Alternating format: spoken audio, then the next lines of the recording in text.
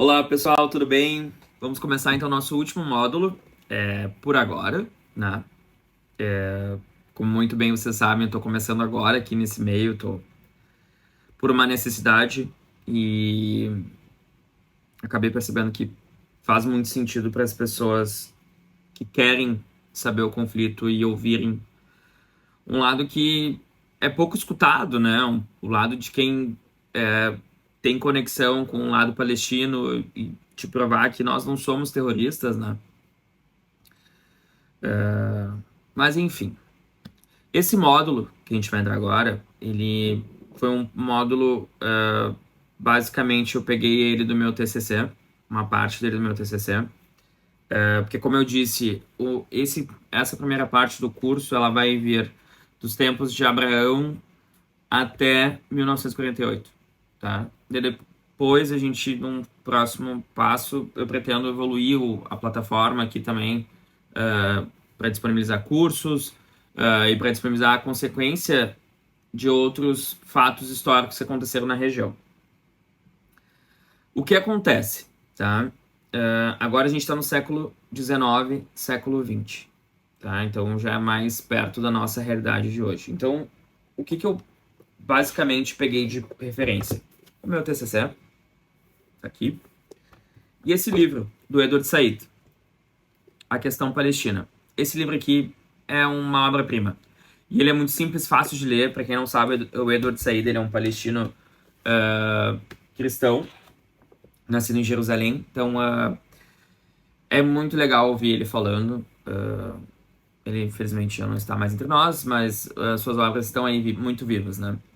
Então, gente, mais uma vez, eu vou deixar toda essa fala num PDF aqui também. Eu queria que a gente se atesse que nesse momento que a gente está agora, a Palestina ela está sob domínio do Império Turco-Otomano. O início da minha fala, a gente está falando de Império Turco-Otomano, que foi um império muito importante na região, não só ali, mas como outros países, que também explica por que tu chamar um árabe de turco é errado, né? Os árabes não gostam de ser chamado de turco porque os turcos os dominaram. Então já começa aí mais uma desconstrução, acho que se algumas pessoas não sabem, estão sabendo agora.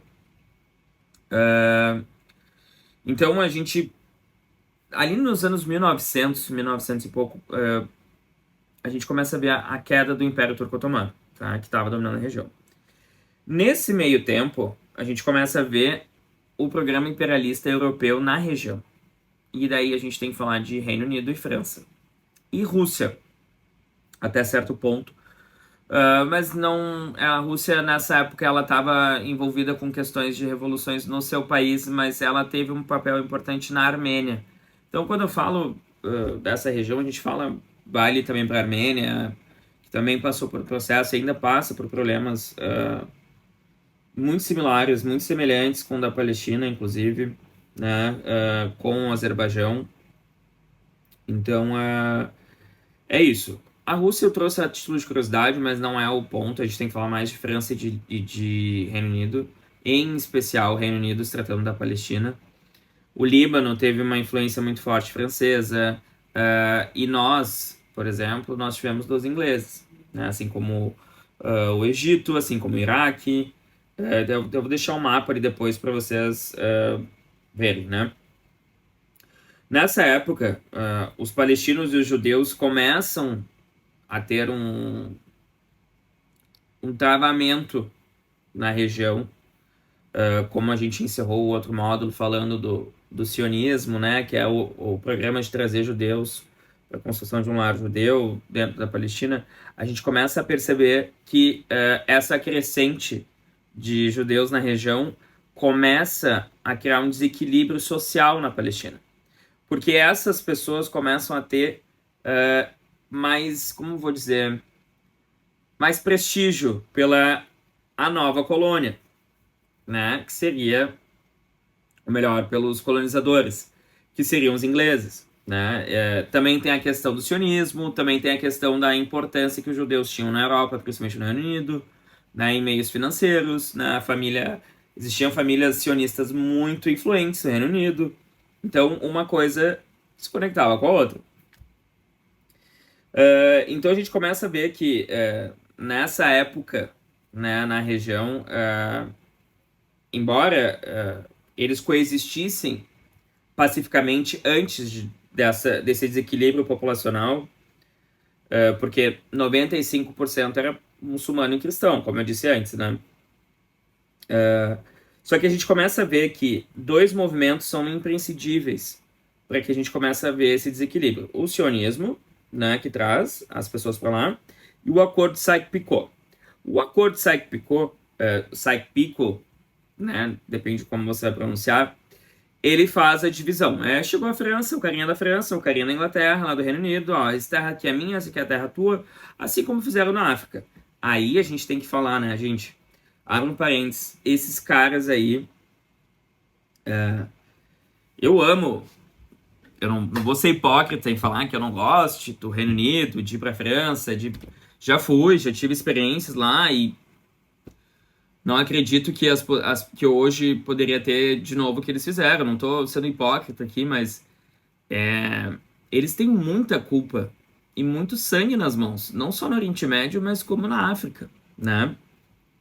Fica aí um parênteses, que muito me revolta quando a gente vê o primeiro-ministro do Reino Unido estendendo a mão para Israel, dizendo que nós vamos dar apoio irrestrito no início dos ataques, né, da resposta, sendo que eles têm muita culpa pelo problema que está acontecendo na região, né?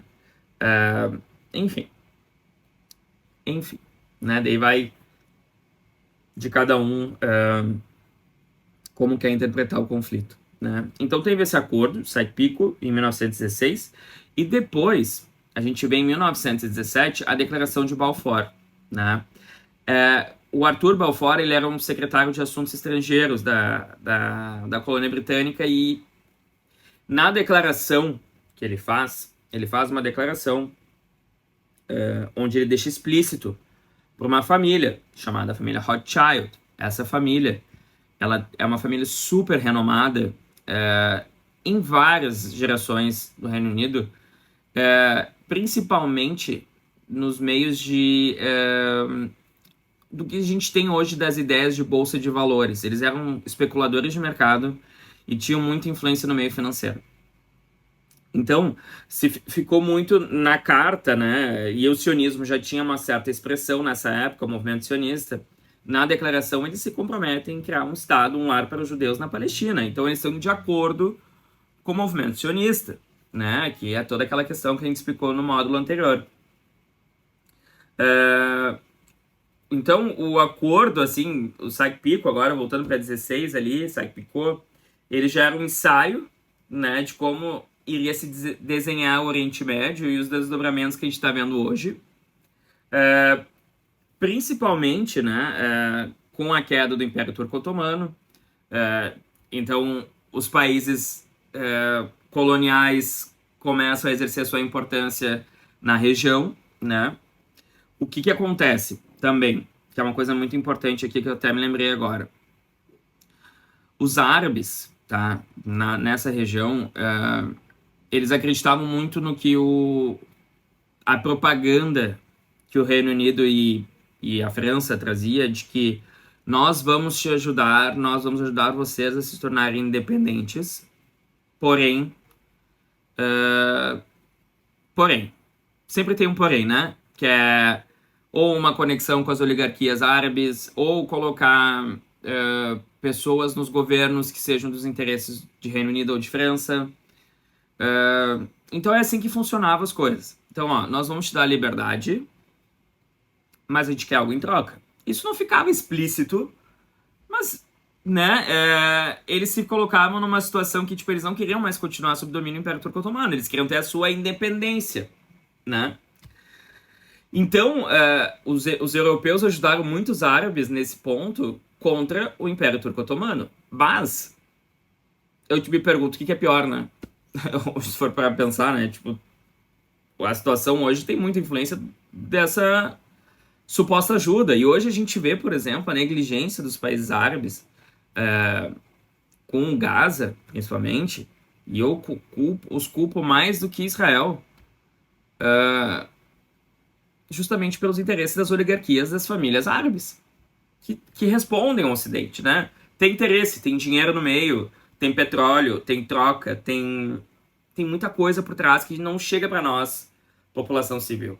Mas é só com base na história e analisando todo o contexto a gente começa a perceber essas questões.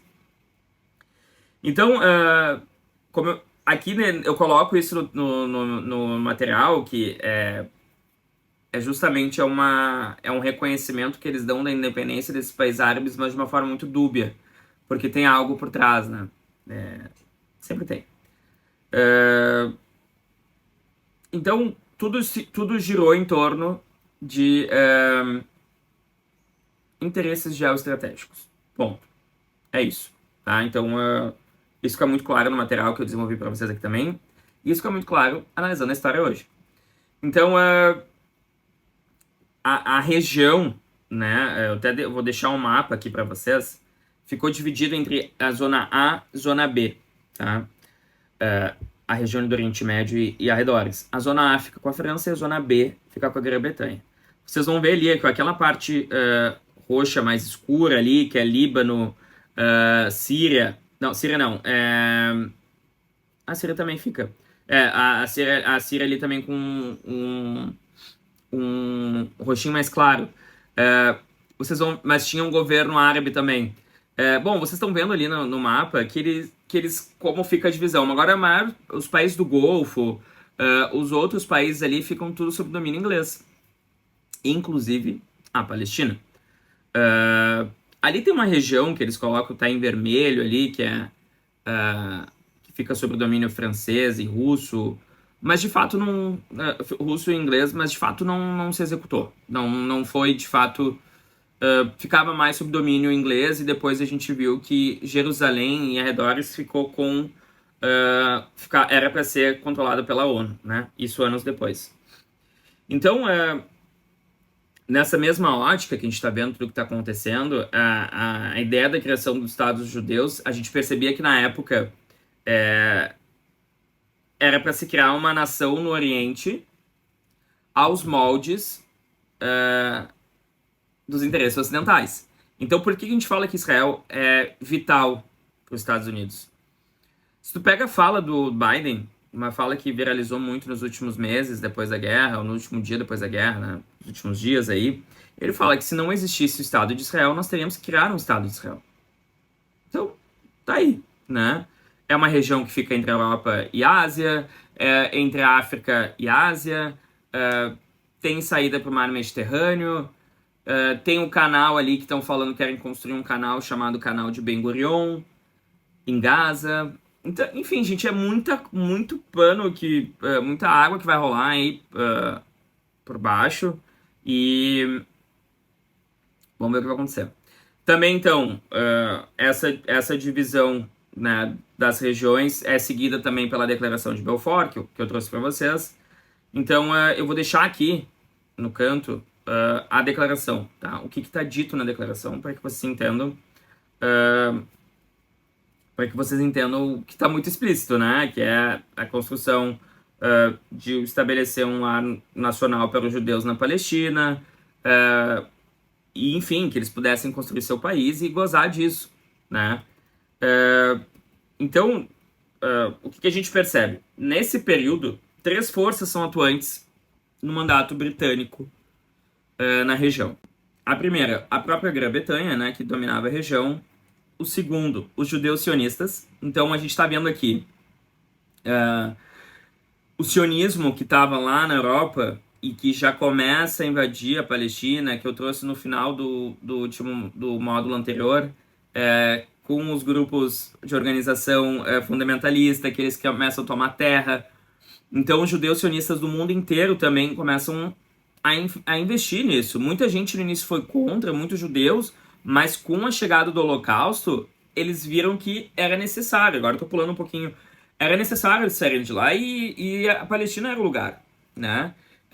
E os palestinos receberam eles, os judeus, né? Quando chegaram lá. O problema foi que, quando começou a haver o desequilíbrio populacional, e estes começaram a ter mais influência e poder dado pelos britânicos, os árabes se revoltam contra isso. O que é natural, né? Porque eles tinham um controle da região. Pensa, eu chego na sua casa e me alio com seu pai ou com a sua mãe e digo pra você que você não manda mais aqui. É uma analogia boba, mas é para que você tenta entender de uma forma mais clara que tudo que quando colocam querem explicar que, mas os árabes não quiseram paz, os árabes não aceitaram a partilha depois. Gente, não foi simplesmente não aceitaram, houveram fatos que aconteceram. Houveram fatos muito importantes que aconteceram que a guerra, a violência é a resposta. E eu não estou defendendo. É lógico. É uma coisa lógica, né? Na história toda foi assim. Por que com os árabes seria diferente? Ou porque os árabes são terroristas, então toda vez que eles se revoltarem sobre o que está sendo colocado sobre eles, sendo imposto sobre eles, é colocado como se fosse algo terrorista. Ou que é algo errado. Vejam bem, aí tem um preconceito por trás. Porque você coloca eles como uma posição de que eles não podem brigar pelos seus direitos. E eu não estou aqui defendendo violência. De novo, não estou defendendo violência, estou defendendo a lógica. Tá? Então, 3 forças. O Reino Unido, né, mandando na região, colonizando, os judeus sionistas e os árabes, os próprios árabes, né, que passam a se organizar politicamente, os judeus também. Né? Os judeus já começam, nessa época, antes da construção do Estado de Israel, eles acabam construindo ideias, noções básicas de coisas de Estado. Né? Secretarias, fazendo conferências de trabalho. Né? Eles acabam se organizando, porque eles já eram um povo muito organizado financeiramente e intelectualmente falando, vindo da Europa. Então, enfim, os judeus, a causa sionista acaba sendo uma causa que, por mais que ela fosse racista, e ela é racista, ela acaba servindo como uma luva. Tanto pro horror que os judeus estavam vivendo do Holocausto, que fez que muitos fossem para lá, como também para os interesses do Ocidente. E aí a gente está vendo nessa época Estados Unidos crescendo.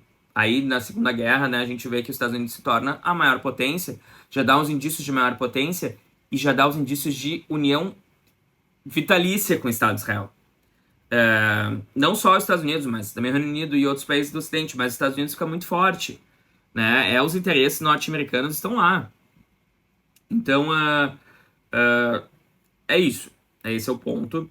Então, agora eu deixo assim no ar uma questão, né, que a gente começa a analisar. Porque, vejam bem o que eu vou dizer, os judeus passaram por períodos de perseguição, passaram por períodos pelo Holocausto, mas eu me pergunto, por que os árabes, ou os palestinos, deveriam pagar por isso perdendo a sua terra? Por quê? Isso é um questionamento que eu faço, assim, e sempre vou fazer, porque, mas pode falar, não, acho, mas os caras iriam ser perseguidos se eles fossem para a Palestina, eles iam matar eles. Não. Era simplesmente eles chegarem lá e vivessem sobre regras, leis de outra população que estavam lá. Por mais que tivesse a colônia, o Império Otomano, depois o Império Britânico, os árabes eram a maioria e não teria problema algum eles coexistindo ali como sempre coexistiram. Claro, teve seus problemas ali de guerras históricas, de conflitos entre povos, mas como todos os povos no mundo inteiro tiveram. Vocês acham que tudo foi sempre 100% tranquilo? Não foi, mas as coisas foram se acertando, foram se ajeitando, né? Concessões iam sendo feitas. Mas o Reino Unido, quando chegou num certo ponto que viu que não tinha mais o que fazer, que os árabes estavam brigando demais com eles entregaram para a ONU e eles não aceitaram a partilha. Gente, por que eles teriam que aceitar uma partilha que foi totalmente desigual? Vou mostrar aqui agora. Essa partilha de 47 foi enviada para a Liga das Nações, que hoje é a ONU. Uma partilha totalmente desigual, que colocava uma região 55% para um povo que era de menor população, sendo que 45% para um povo de maior população. Então não faz sentido esse discurso quando eles colocam terras mais férteis para o povo judeu e terras que não são produtivas para o povo árabe. Então a gente já está estrangulando eles através da economia. Então tu já começa a criar desequilíbrios que são vistos hoje. Agora, digamos que esse discurso esteja certo, né? De que, mas os árabes não quiseram, então a culpa é deles, eles não aceitaram paz. Mas o que justifica anos e anos e anos de tomada de terras? Se não o projeto sionista que eu disse no outro módulo. Pode me falar, não, mas se os palestinos tivessem aceitado ficar com a terra como estava, se 45%, 55% para os judeus, tudo estaria na paz. Estaria mesmo? Ou a gente estaria vendo esse desenho que a gente está vendo hoje? Se eles estão ali pela paz e queriam só os 55% do território, o que justifica tomada de terra ano após ano? E hoje, assentamentos ilegais constantes na Cisjordânia. O que justifica? Não tem justificativa. Não faz sentido algum essa narrativa que está sendo colocada, que viralizou muito no início dos ataques que o Hamas fez, que foi, sim, se for olhar pelas configurações e classificações, é colocado como um ataque terrorista. Porque matou civis e prendeu civis. Isso já configura como um ataque terrorista. Assim como o Estado de Israel, que ele faz desde 1948, mas não é condenado. Aqui eu estou fazendo um desfecho, né, da situação para encerrar esse módulo, porque tem outros desdobramentos que a gente vai ver depois. Mas essa pergunta, por que os árabes tiveram que pagar o preço do holocausto dos alemães, que foi feito pelos alemães, pelo Hitler, né? Por quê?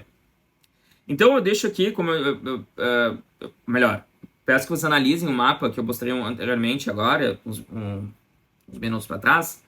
Vocês vão ver ali, vou botar ele de novo aqui agora, vocês vão ver a divisão ali, ela é uma divisão que não faz muito sentido. Claro, se tu olhar hoje, a situação que está o povo palestino, cara, isso aqui seria ótimo, né? Com certeza. Mas o que explica eles terem negado isso como uma indignação de que isso é errado?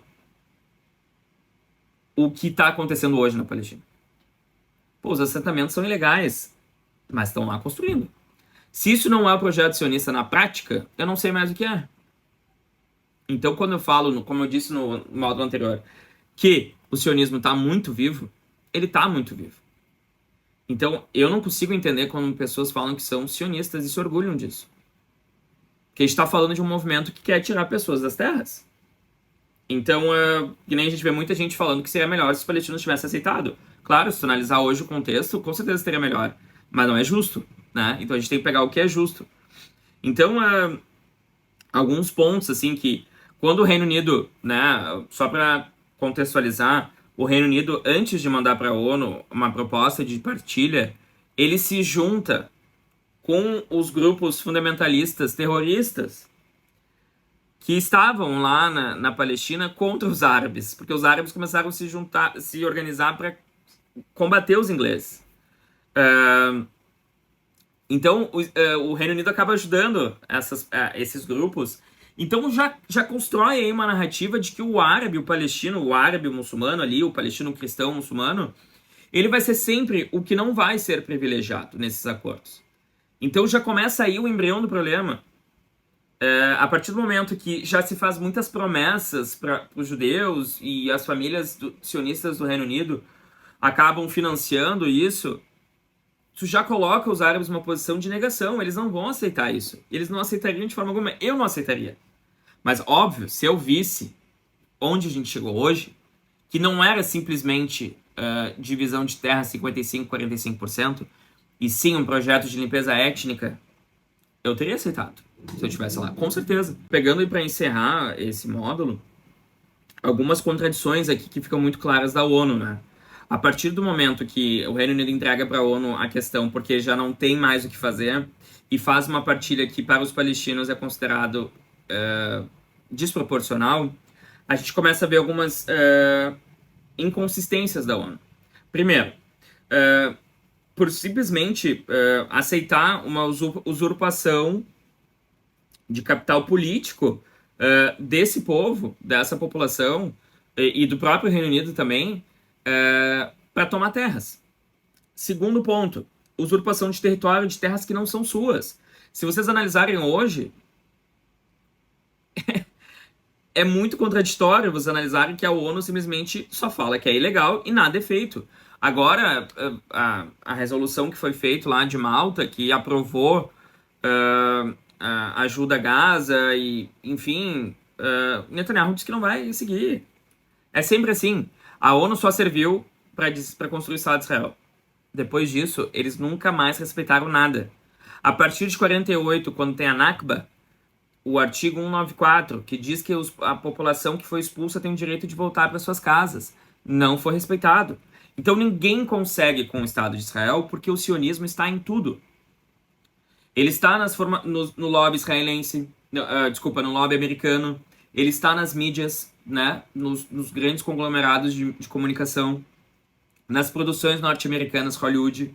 Então tu vai ver vários filmes que colocam o árabe como terrorista o tempo todo, mas não traz essa narrativa do sionismo, né? Porque muito se justifica o holocausto, as perseguições, e que sim aconteceram, mas não são justificativa para construir uma narrativa de perseguição e desapropriação de um outro povo.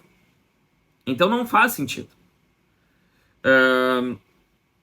E terceiro, não existe no direito internacional nenhuma base jurídica para a ONU definir a criação de um Estado. Então, foi tudo muito inédito desde 48, né? E ainda depois admitir esse Estado como um Estado que tem direito a voto, né? É muito complicado, gente. Então, eu encerro esse módulo, assim, com muita indignação, porque a gente agora está em 1948, Estado de Israel construído, né? Estabelecido, teve a independência, e daí começa todas as guerras com os países árabes, guerras que são pontualmente importantes, que eu vou trazer depois. Eu vou entrar novamente nos próximos módulos, que eu devo lançar no mês que vem, sobre as organizações militares fundamentalistas, né? Trazer um pouco disso que as pessoas não sabem. Também trazendo a questão do Hamas, que é uma dúvida: o Hamas é terrorista, não é terrorista? O que é a definição de terrorismo? Quem define o que é terrorismo não é terrorismo? Enfim, é muita história que a gente tem que conversar, e eu espero poder ajudar vocês a gente traçar junto uma linha aí de raciocínio, e que a gente possa conversar com mais frequência, e que essa plataforma agora, esse meio, eu não sei ainda se vai continuar sendo por aqui, mas inicialmente sim, mas eu tenho projetos para que a gente estreite relações não somente sobre a Palestina, mas que a gente dialogue sobre outros problemas, outras questões do mundo. Meu papel aqui vai ser fazer com que vocês quebrem um pouco as narrativas e desconstruam elas, para que vocês construam as suas próprias narrativas em cima do que está acontecendo.